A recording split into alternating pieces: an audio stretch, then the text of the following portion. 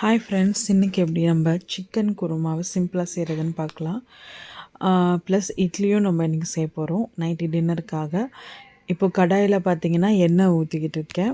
தேவையான அளவு எண்ணெய் ஊற்றிக்கோங்க. ஒரு 3லேருந்து ஒரு 2 வெங்காயம் போட்டுக்கோங்க. பெரிய சைஸ் வெங்காயமாக இருந்தால் ஒரு 2 வெங்காயம் போதும். மீடியம்னா ஒரு 3 வெங்காயம். தக்காளி ஒரு 2 தக்காளி போதும். குருமாவுக்கு தக்காளி ரொம்ப நம்ம சேர்க்க வேண்டாம். புளிப்பு அதிகமாக இருக்கிறதுனால கம்மியாக நம்ம சேர்த்துட்டா போதும். இப்போது வெங்காயம் ரொம்ப வதங்கணும்லாம் தேவையில்ல. குருமாவுக்கு கொஞ்சம் சீக்கிரமாக வதங்கிறதுக்கு நம்ம உப்பு எப்போவுமே ஆட் பண்ணுற மாதிரி ஆட் பண்ணிக்கலாம். இப்போ கொஞ்சம் தட்டு போட்டு மூடி வச்சனால நல்லா நம்மளுக்கு கொஞ்சம் வதங்கிடுச்சு.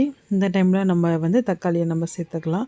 ஒரு 2 தக்காளி நல்லா பொடியாக அறுத்து வச்சுருக்க தக்காளியை நம்ம ஆட் பண்ணிக்கலாம்.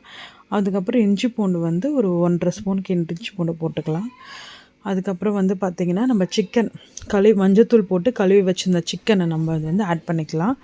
இப்போ பார்த்திங்கன்னா கசகசா தண்ணியில் கொஞ்சம் ஊற வச்சுருக்கேன். அப்புறம் ஒரு 3 துண்டு தேங்காய் நறுக்கி போட்டிருக்கேன். அப்புறம் பச்சை மிளகா இதை நல்லா மையாக அரைச்சிக்கோங்க. அதுக்கப்புறம் மஞ்சத்தூள் ஒரு 1/2 ஸ்பூன், மிளகாத்தூள் ஒரு 2 ஸ்பூன் சேர்த்துக்கிறேன். அதுக்கப்புறம் கரம் மசாலா, இது பார்த்திங்கன்னா கரம் மசாலா ஒரு 1/4 ஸ்பூன் தான் சேர்த்துருக்கேன். அதுக்கு மேலே நான் சேர்க்கல. ஏன்னா நம்ம அரைக்கும் போது கொஞ்சம் சேர்த்துருவோம். அதனால் கொஞ்சமாக சேர்த்துக்கோங்க. ரொம்ப சேர்த்திங்கன்னா ஓவர் ஃப்ளேவர் அதிகமாக இருக்கும். இப்போ இந்த மசாலாவோட ராஸ்மெல்லாம் போகிறதுக்கு நம்ம நல்லா வதக்கினதுக்கப்புறம் இந்த அரைச்சி வச்சு இந்த விழுதை இதில் ஆட் பண்ணிக்கலாம். இப்போது இதுக்கு நீங்கள் குருமாக்கு எந்த அளவுக்கு தேவையான தண்ணி வேணுமோ அந்தளவுக்கு ஊற்றிக்கோங்க. சில பேர் ரொம்ப கொஞ்சம் தண்ணியாக சாப்பிடுவீங்க, சில பேர் கொஞ்சம் திக்காக சாப்பிடுவாங்க, மீடியமாக சாப்பிடுவாங்க. உங்களுக்கு என்ன அந்த அளவுக்கு வேணுமோ. இப்போ நான் கொதிக்கிற அளவுக்கு நல்லா ஒரு மீடியம் அளவுக்கு கொஞ்சம் திக்காக இருந்தால் போதும். அதனால் கொஞ்சம் தேவையான அளவுக்கு தண்ணி சேர்த்து வச்சுக்கிறேன். இப்போ நம்ம நெக்ஸ்ட்டு இட்லிக்கு செய்கிறதுக்கு இட்லி பாத்திரத்தில் தண்ணி ஊற்றி வச்சுக்கிறேன். நான் அது இட்லி செய்கிறதுக்கு முன்னாடி இட்லி பாத்திரம் சூடாக இருக்கணும். சில பேர் வச்சுட்டு சூடு பண்ணுவாங்க. அப்படி பண்ணாதீங்க. இப்போ இட்லி பிளேட்டில் பார்த்திங்கன்னா இப்போ உங்களுக்கு எண்ணெய் ஊற்றி எல்லா பிளேட்லுமே நல்லா உங்களுக்கு தடவி வச்சுருக்கோங்க.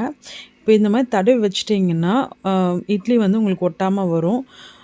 அதனால் இந்த மாதிரி எல்லா பிளேட்லையும் இந்த மாதிரி தடவி வச்சுக்கிறேன். இப்போது புளிச்சு வந்த இட்லி மாவை நல்லா மிக்ஸ் பண்ணிக்கிறேங்க. மிக்ஸ் பண்ணிக்கிட்டு அதை கொஞ்சம் தண்ணி ஊற்றி மிக்ஸ் பண்ணிக்கிறேன். உங்களுக்கு எந்த அளவுக்கு வேணுமோ அந்த அளவுக்கு மாவை பாத்திரத்தில் ஊற்றிக்கோங்க.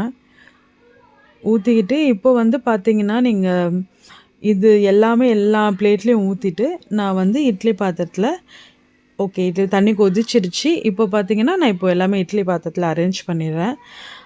ஒரு 5 நிமிஷம் போதும் உங்களுக்கு இட்லி வேகிறதுக்கு. நீங்கள் குத்தி பார்த்திங்கன்னா தெரியும் குருமாவும் ரெடி ஆகிடுச்சு.